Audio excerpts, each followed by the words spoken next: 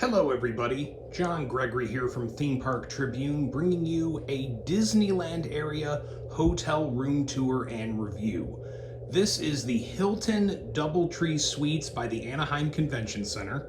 I stayed here for one night at the tail end of September 2023, paid $185 through a Hotwire hot rate deal, and let me take you around the room and give you my thoughts on everything.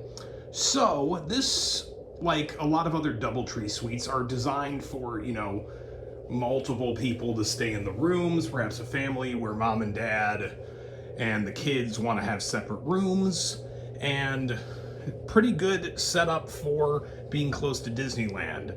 I think there's a few things around the room that might bother people because they're a little out of date, so as I give you the quick lap, let's get down to it and in depth. Okay, so I'm standing at the front door right now. You've got the living room area here, you've got a desk, you've got your phone, an Ethernet cable stuck in the wall, kind of a sign that this is a convention hotel. Then you've got your coffee maker over here, not a K-cup brewer. You get some grounds and your basic coffee supplies over here. No, I don't love when I of course like when the hotel gives me a free water bottle rather than, giving me something that they're going to charge me for, but $2.50 ain't bad right there. I'd probably take that rather than go out and try to save, a couple nickels. So yeah, living room area, if you want to have people stay out here, this couch does fold out, as you can see. Not a uncomfortable couch, but kind of seems like sunken in a little bit. You can kind of tell on the video here. Another chair over here, and then your own TV out here. This console also contains the microwave, the ice bucket, the mini fridge, that sort of stuff. Moving on to the bathroom area, and here I will note that the night before this, I stayed at the Anaheim Marriott Suites a couple blocks away. You can see that review on my channel. This was the second time I was staying there. It just happened to be the thing I got on Priceline, so I didn't re-review it. The rooms are the same. That one, if you look at it, I had a problem with the room layout for a similar suite situation where you had the bathroom sink basically in what was the second bedroom, the separate bedroom, and therefore, if the kids need to go to the bathroom in the middle of the night, they're gonna wake up the parents just, because they have to wash their hands. Here, you've got the right setup. This is all a little more separate, but you will have, I guess the opposite, where the parents now will wake up the kids. Unless you just want to wash your hands in the dark, maybe take a chance on that. So, yeah, actually, come to think of it, it is in the right setup. So they still need, they would need, frankly, something here to totally separate this from either room. If you really want to have, these people out here not being disturbed by these people in here. Anyway, just my little observations. You have your storage down here, regular stuff. Pretty big sink area, not a double sink, but if someone doesn't need the sink but two people need the mirror, they could share this space. That'd be easy enough. Hilton did one of these things that I really don't like. I've seen this in other Hiltons.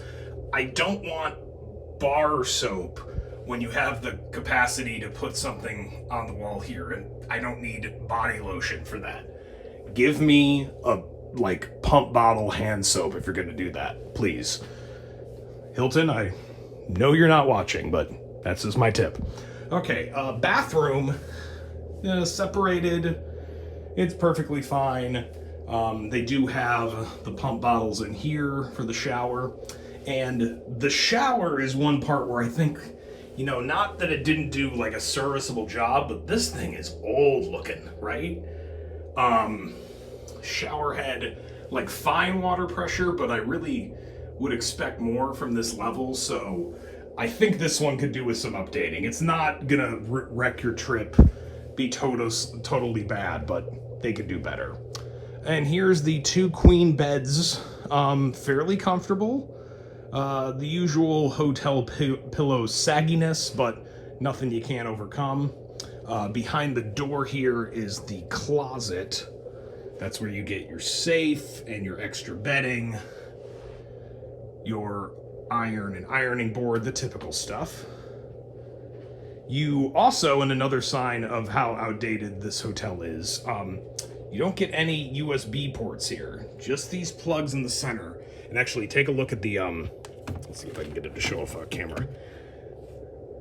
Look at this, look at the age of this, like, thing here. You got your MP3 line in, and, like, this is all, like, very, like, early 2000s graphics on top of this radio. It's strange. They could do better than that. I mean, at the very least, swap out the radio, put some USB ports in there. That's the cheap way to do kind of that overhaul, and in 2023, I expect that from a resort of this level. So no plugs on this side of the bed.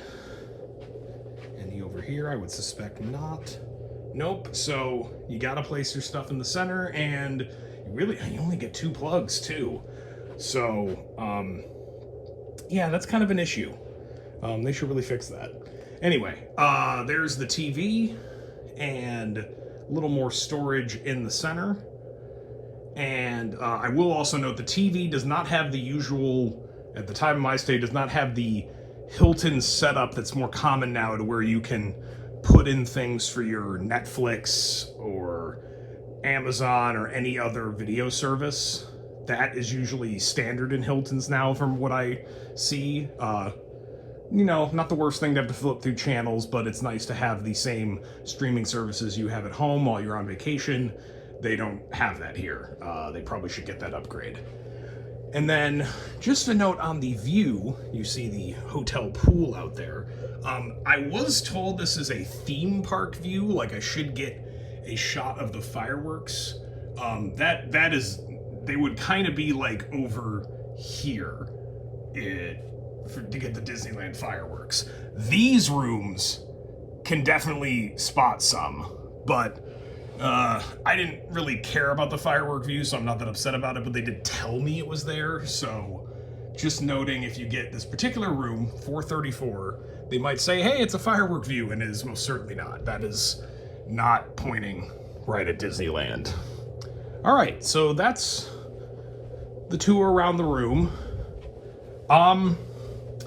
As far as my thoughts, you know, there's some outdated touches here and there. They could upgrade the TVs. They could, you know, change out some of the shower stuff. You know, that hardware is quite old. The shower head could use some improvement. And then I think they need USB ports around. Like, that's not a hard refresh of a room in order to do that. That could be done with things as simple as, like, a light with a USB port in it, like I talk about with the clock radio. You can get those sort of things to do it softly. They're not making you dig out behind side tables and things. That's really annoying when hotels do that in order to find a plug, but still, a USB plug is kind of standard at a hotel at this, like, 3.5 to 4 star level. I would expect that. Otherwise, a totally comfortable stay.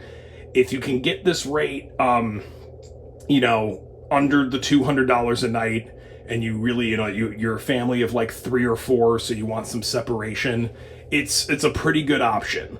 You're not going to do anything great at the hotel. You're within, you know, somewhat within walking distance of Disneyland, at least in the morning. Maybe you want to Uber it back later after your legs are tired, but you can make that work.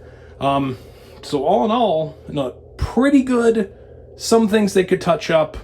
Things you can overlook for now if you find a really good deal. Wouldn't pay, you know, in the $220 and up range for this hotel, but it could be an option for those families who want some extra space on their Disneyland trip.